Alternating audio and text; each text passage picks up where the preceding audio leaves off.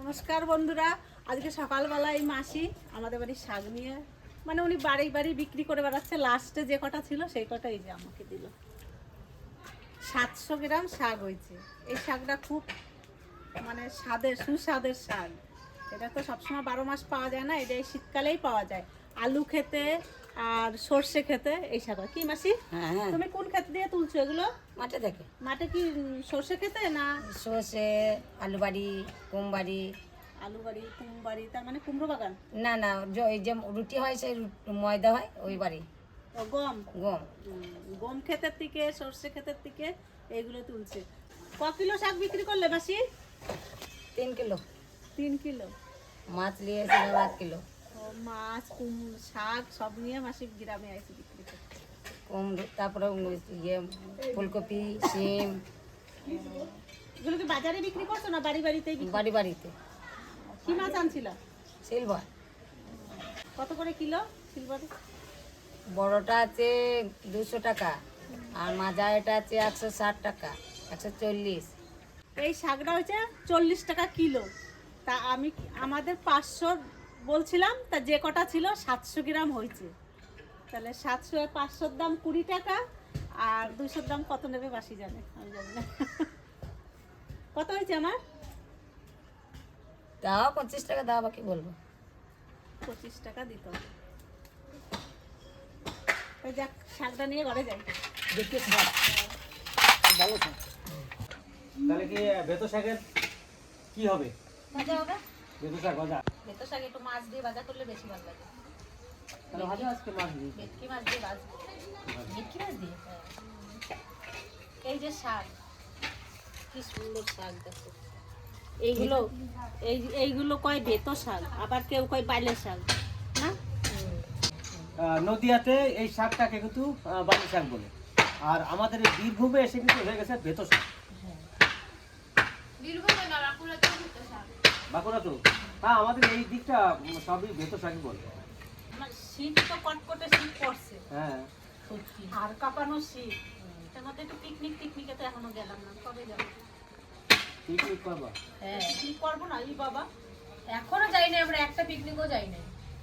তাহলে যখন পিকনিক করবে, তা পিকনিকের জন্য একটা স্পটের দরকার আছে, সেইটা কিন্তু দেখতে যাবে এখন। তা চলুন আমার সঙ্গে, আজকে কোথায় পিকনিক করব সেই স্পটটা আপনাদেরকে একটু তুলে ধরবো। জায়গাটা কেমন দেখে কিন্তু কমেন্টে অবশ্যই জানাবেন।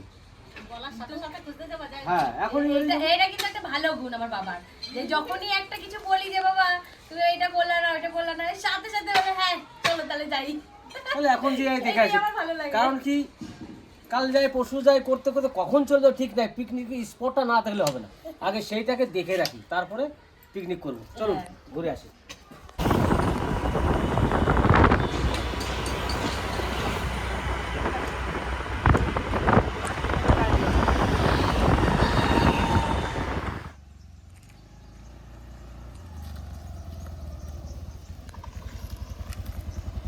এই সেই চৌপাহাড়ি জঙ্গল, এই যে এইটা,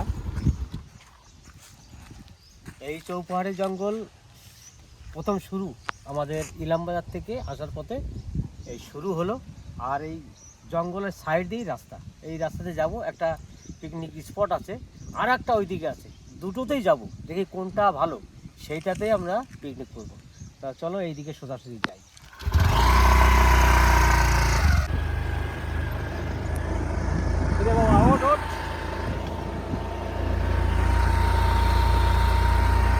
এই হচ্ছে জঙ্গলের পাড় দিয়ে যাচ্ছি।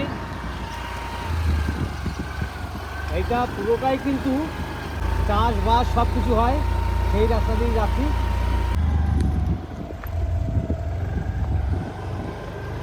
মাছ পাওয়া যাচ্ছে দিদি? আচ্ছা বেশ। মাছ পাওনি তো এখনো? না এখন জলটা ছিটছ? বেশ বেশ ছিটছ।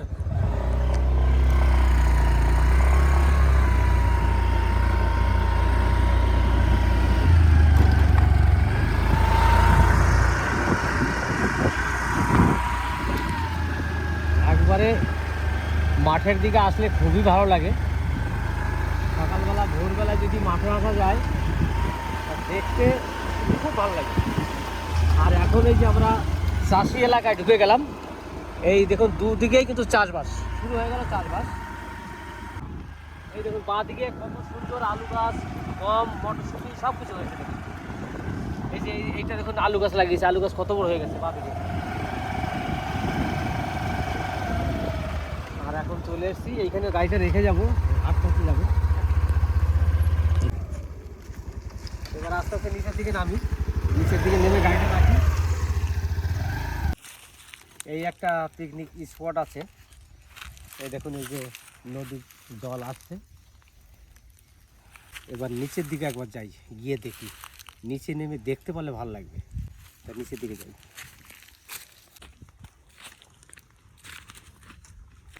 এই হচ্ছে নদীতে নামতে গেলে কিছু কিছু পাইয়ে রাস্তা আছে, লোকে করেছে, এই গরু নিয়ে যায়, কেউ কেউ হয়তো এই নদীতে আসে, কিন্তু এটা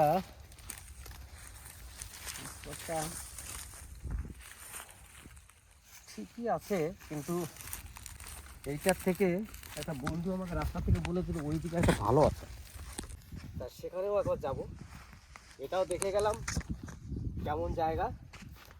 এখানে পিকনিক করতে গেলে ওই দিক দিয়ে ঢুকে ওইখানে কোথাও যদি যাওয়া যায় ওই ভিতরে, তাইলে হয়তো ভালো হবে, আর নইলে পাড়ে পিকনিক করা যাবে না।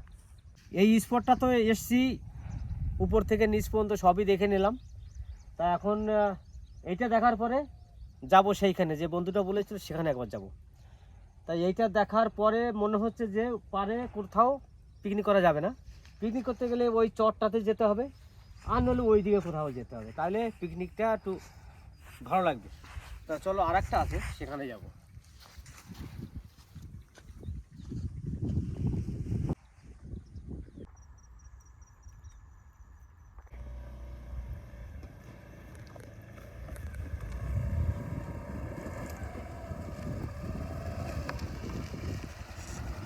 কি বলবো, এই মাঠে ঘাটে আসলে এত সুন্দর সবজি, দেখো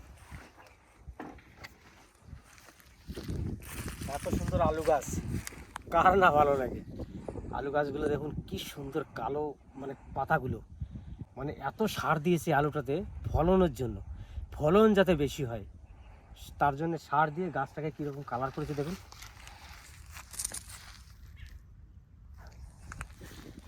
এখানে তো মাঠঘাটের সব কিছু আপনাদের সামনে একটু তুলে ধরলাম, মাঠঘাট কেমন লাগে সেটাও বলবেন। আর আমাদের এই মাঠটা খুবই ফসল হয়, আমার ভাইরা বাড়ির মাঠও আপনারা দেখেছেন, আর এই মাঠগুলো দেখেন একবারে কমানো এই মাঠটা। এটা নদীর চরে বা নদীর পাড়ে যেসব জমি আছে সেসব জমিতে চাষবাস সব দিনই ভালো হয়, তার জন্য এখানে চাষবাসও ভালো হয়। এই হচ্ছে বাঁশ বাগান, এখান থেকে আমি অনেক বাঁশ কিনে রেখেছি রান্না করার জন্য, শুধু বাঁশ আর বাঁশ, আর কিছু নেই।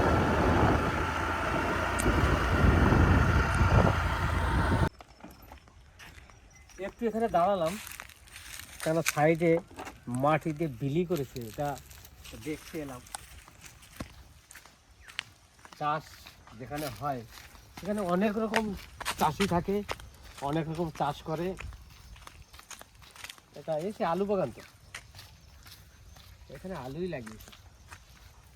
দেখো কি সুন্দর জায়গা, কি বলবো, মাঠে ঘাটে আসলে মনটা জুড়িয়ে যায় একবারে, যে না চাষি যারা তারা এত সুন্দর ফসল ফলায়, তারপরে কিন্তু দাম কম। কেন বলছো, আলু কিন্তু এখন 20 টাকা নতুন আলু আমাদের ইলাম বাজারে। চাষিরা যে আলুগুলো তৈরি করে, যা খরচা, তাতে সত্যি বলছি লাভবান হতে পারে না চাষিরা। আলুর দামটা একটু বেশি হলে চাষিরা হয়তো একটু লাভের মুখ দেখতে পারে। চাষ করেই খাওয়া হয়, কিন্তু আর কিছু হয় না। দেখবেন চাষিদের বাড়িঘর সব কিন্তু টিনের বাড়ি, খড়ের চাল, কারুর টালির বাড়ি, কারুর হয়তো পাকা বাড়ি করেছে একতলা 2টো রুম এরকম। কারণ একটাই, সেটা হচ্ছে জিনিসপত্রের দাম কম, এর জন্যই। তো চলো এবার যাই।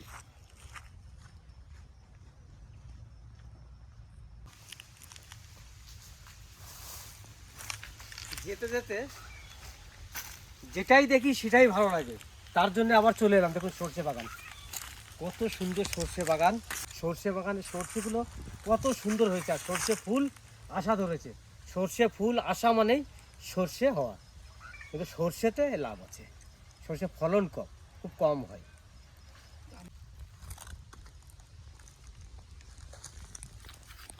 তা সর্ষে যা হয়েছে খুব সুন্দর সর্ষে হয়েছে। জানি না এই সর্ষেটা ফলন কেমন হবে, কারণ আমরা চাষবাস জানি না আর আমরা জানিও না। 5 কুইন্টাল 4 কুইন্টাল হয় মনে হয় বিঘাতে। চলে এসেছি সেই জায়গায়, এই কারণেই বুঝতে পারলাম, দেখুন কতগুলো গাড়ি দাঁড়িয়ে আছে, মনে হয় এখানেও অনেক লোক এসছে পিকনিক করতে। তা চলুন এবার যাই, স্পটটা দেখি স্পটটা কেমন। আশা করি স্পট তো ভালোই হবে, যেহেতু এতগুলো গাড়ি দাঁড়িয়ে আছে, তারাও দেখতে এসছে, নইলে পিকনিক করতে এসছে। আসুন।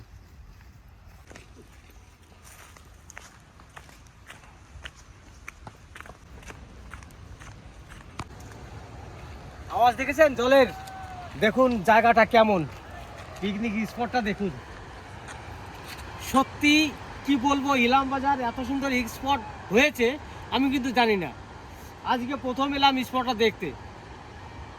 চলো এবার নিচে যাবো, একবার নিচে গিয়ে ভালো করে দেখি, কারণ এত সুন্দর জায়গা কিন্তু খুব কমই দেখা যায়।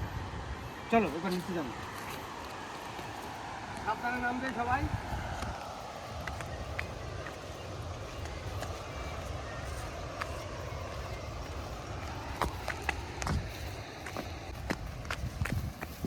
কি সুন্দর লাগছে, যত এগোচ্ছি তত ভালো লাগছে।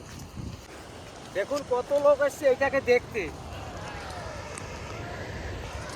খুব সুন্দর একটা জায়গা পেয়ে গেছি, একটা পিকনিক করার স্পট। এই জায়গায় যেদিন আমি পিকনিক করব, আপনারা নিশ্চয়ই জানতে পারবেন যে হ্যাঁ এইখানটায় আমি পিকনিক করছি, কারণ এইটা নিয়েই প্রথম আপনাদের সামনে তুলে ধরবো। আর কি বলবো, পিকনিকটা খুব জমে যাবে কিন্তু এখানে।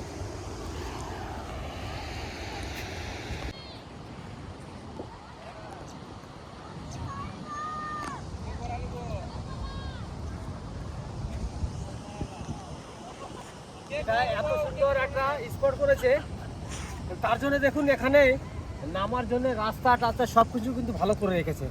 জানে সবাই হয়তো পিকনিক করতে আসুক বা ঘুরতে আসুক, তার জন্য রাস্তাঘাটও ভালো করেছে। কেন এ তো বান্ধের রাস্তা, এর থেকে আর ভালো হয় না। আসুন এবার দেখি।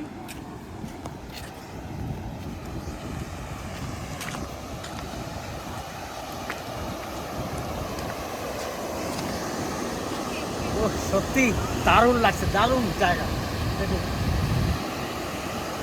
এই দিক দিয়েও পড়ছে জল, ওদিকে আছে, ওদিকেও মনে হয় আছে, কিন্তু জায়গাটা এত সুন্দর, আমি আপনাদেরকে কি বলবো, ভাষায় প্রকাশ করতে পারছি না, এত ভালো লাগছে। জিনিসটা দেখুন কি সুন্দর লাগছে দেখতে।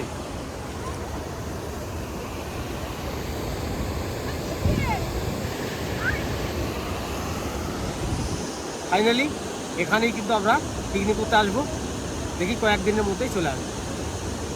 এই জায়গাটা ছেড়ে বাড়ি যেতে ইচ্ছা হচ্ছে না, এত সুন্দর লাগছে। কারণ আরও লোকজন আছে তো, তাদেরকেও দেখে ভালো লাগছে যে না সবাই এসছে এই জায়গাটা দেখতে। তা চলুন এবার সামনের দিকে যাবো, সামনের দিকে কেমন লাগে দেখে আসি।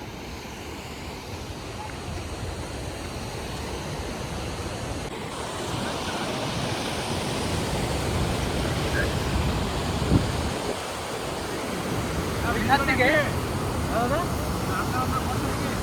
হ্যাঁ সবই আছে, তো ওইখান থেকে কিন্তু এইখানটা দাঁড়িয়ে দেখতে ভালো লাগছে। দেখুন এইটা স্পটটা, হ্যাঁ সবাই আছেন তো, সবাই আছে। দেখুন ওনারাও বলছে ওনাদেরকে একটু ভিডিও নেওয়ার জন্য।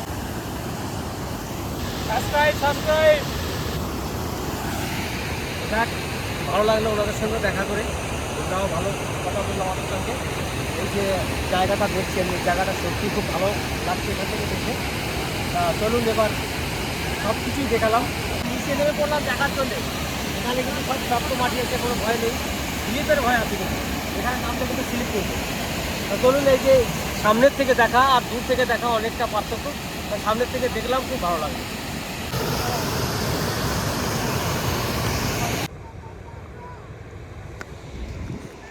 জায়গাটা কেমন লাগলো আপনাদের কাছে?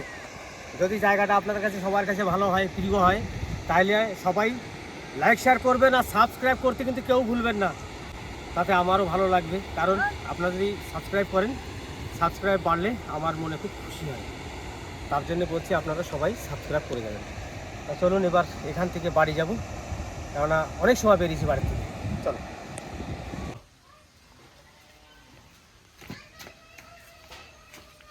সন্ধ্যা কোথায়? রান্না করো নাকি? জায়গা দেখে আসলাম, ওই জায়গায় ঝর্ণা পড়ছে ওইখানটায়, দারুণ জায়গা, স্পট একবারে পিকনিকেরই স্পট, সত্যি দারুণ জায়গা। কবে যাবো? চলো আগে আমার রান্না করে সেলিব্রেশনটা করে নিই, তারপরেই যাবো, ঠিক আছে? কি মাছ সেটা? ভেটকি মাছ। সেই ভেটকি মাছটা না? ভেটকি মাছ দিয়ে শাক ভাজা করবো। এই ভেটকি দিয়ে শাক ভাজা করবে, হ্যাঁ, আর এটা দিয়ে এটা মান করছি। মান কচু। বড়টা রেখে দিচ্ছি আর ছোটটা আমি কাটি দিচ্ছি। তাহলে কিন্তু একটু জমে যাবে। মান কচুর তরকারি আমার তো ফেভারিট তরকারি, একবারে জমে যাবে খাওয়া দাওয়া। তোমার তোমার পছন্দ খাবার। আমার শাশুড়ি পাঠিয়েছে, তাই তো? তারপর এই যে কচুটা, এটা কিন্তু আমার শাশুড়ি পাঠিয়েছে। কালকে পিয়া আর হচ্ছে ঋতু গেছিল আমার শ্বশুর বাড়ি আর ওদের মামা বাড়ি, তা সেখান থেকে আমার শাশুড়ি মান কচু দুটো পাঠিয়েছে আমার জন্য। জানে জামাই মান কচু ভালো খায়, ওই জন্য মান কচু পাঠিয়ে দিয়েছে।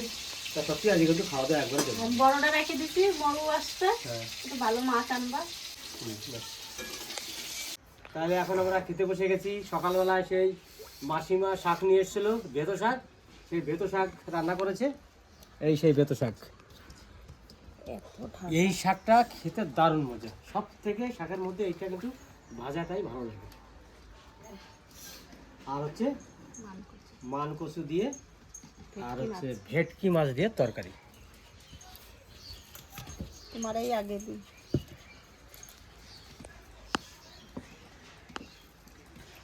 ভালো হচ্ছে শাকটা।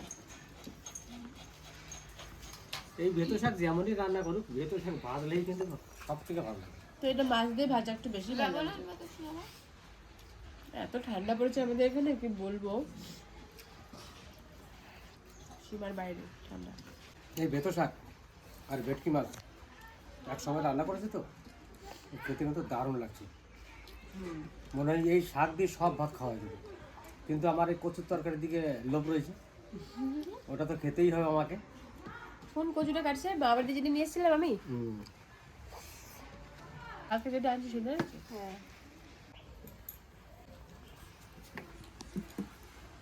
শাক হয়ে গেছে, এখন ফেভারিট খাবার কচু। কচু দিয়ে একটু খেয়ে দেখি। আমি একটু ঢেলে নিই। মামা বাড়ির কচু দেখি খেয়ে একটু দেখি দেখি গলা চুলকোয় নাকি, গলা চুলকলেই ভালো হবে। এই দেখলাম গলা চুলকালে মশাই কচু ভালো হয় খাইতে। আমার বাবা ভালো খায়। ভালো চুলকালে যেই জিনিসটা আমরা খেতে পারবো না, সেই জিনিসটা আমার বাবা খেয়ে নেবে। অ্যালোভেরা খায় আমি সব। হ্যাঁ, তরকারি কিন্তু সুন্দর হয়েছে, কিন্তু কচুতে গলা ধরছে না। গলা ধরছে না? না ওরে বাবা, মানুষের কচু গলা ধরলে ভয় পায়, ওই যে কচুতে গলা ধরছে। আরো দিদা বললে কি একটু গলা চুলকলে ভালো হয়, মানে খেতে ভালো লাগে, কারণ লঙ্কা টঙ্কা দিয়ে বেশ ভালো করে মাখানো যায়, তখন স্বাদটা বেশি হয়।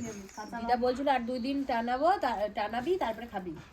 এখন দেখি না, অনেক সাথে সাথে তুমি রান্না করে ফেলেছো। না, তরকারি যা রান্না করেছে কি বলবো, শাকটা তো অতি উত্তম, খুব ভালো লেগেছে খেতে, আর তরকারিটাও খুব সুন্দর হয়েছে। লবণ টবণ লঙ্কা সবই ঠিক আছে। আজকে সারাদিন যে সব ঘুরে ঘুরে এলাম, বাড়িতে কিছু কাজ, সেটা আপনাদের সামনে তুলে ধরলাম। তার ভিডিওটা বেশি বাড়াবো না, এখানে শেষ করব। দেখা হবে নেক্সট একটা ভালো ভিডিওতে, ততক্ষণে